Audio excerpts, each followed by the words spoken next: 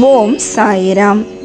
எனது அருமை பிள்ளையே, எப்பவும் எதையாவது நினைத்து மனதில் குப்பைகளை கொட்டி மன அழுத்தத்திற்கு உள்ளாவதை விடுத்து, நீ இருப்பதால் யார் அதிகமாக மகிழ்ச்சி அடைகிறார்களோ அவர் அருகில் இருக்க பழகிக்கொள்.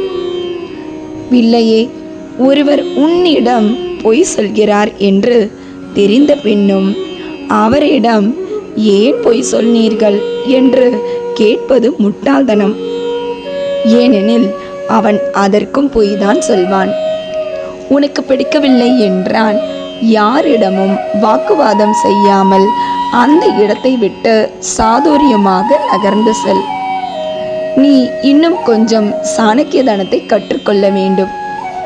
அப்போது நீ ஆபத்தில் இருந்தும் சில வீண் பழிகளில் இருந்தும் நிச்சயம் தப்பிப்பாய். என்ன சாயப்பா இப்படி சொல்கிறீர்களே என்று பயம் வேண்டாம். நான் தான் உன்னிலேயே இருக்கிறேனே. அவ்வப்போது ஒவ்வொரு சூழ்நிலையிலும் பதில் அளித்து கொண்டிருக்கின்றேன். பிறகு ஏன் இந்த மனக்கவலை? ஒவ்வொரு வேலை தொடங்குவதற்கு முன்பும் என்னை நினைத்து கொண்டு அந்த வேலையை என்னிடம் ஒப்படைத்துவிட்டு செய். நான் உனக்கு எந்த பிரச்சனையும் வராமல் பார்த்து கொள்கிறேன் என்று பல முறை சொல்லியிருக்கிறேன். இன்றும் அதைத்தான் சொல்கிறேன். இனியும் இதைத்தான் சொல்வேன். ஏனென்றால் உன்னுடைய சந்தோஷம் எனக்கு மிகவும் முக்கியம். சில பிரச்சனைகளிலிருந்து நீ தப்பிக்க வேண்டுமானால் யாரையும் காயப்படுத்தாமல் நலம் விசாரிப்பதோடு பேச்சை நிறுத்திவிடு. அதுதான் உனக்கு நலம். இல்லை என்றால் என்ன ஆகும் சாயப்பா என்பதுதானே உனது கேள்வி.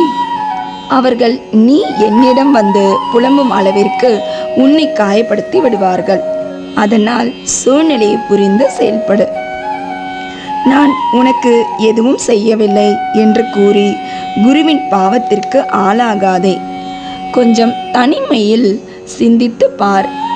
நான் உனக்கு என்னவெல்லாம் செய்திருக்கின்றேன் என்று. நீ உன் முயற்சியை தொடர்ந்து செய்யாமல் தொடர்ந்து செய்து கொண்டிருப்பவர்களையும் கேலித்து கொண்டிருக்கின்றாய். பின்பு எப்படி உனக்கு முன்னேற்றம் கிடைக்கும்? நீ செய்யும் காரியத்தில் முழு அர்ப்பணிப்பு, தியாகம் இவையெல்லாம் தேவை.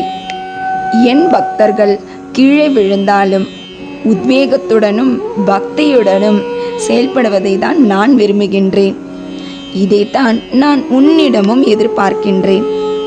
இன்று ஏகாதசி நாளில் எம்பெருமானுக்கு பிடித்த பச்சை கற்பூரத்தை தொட்ட உனக்கு எம்பெருமான் அருளால் உன் மனம் குளிரும்படி ஒரு நல்ல செயலை நடத்தி தருவார். இன்றும் என்றும் என்றென்றும் உன் சாயப்பா உன்னருகில். வாழ்க வையகம், வாழ்க வளமுடன். ஜெய் சாய்ராம்.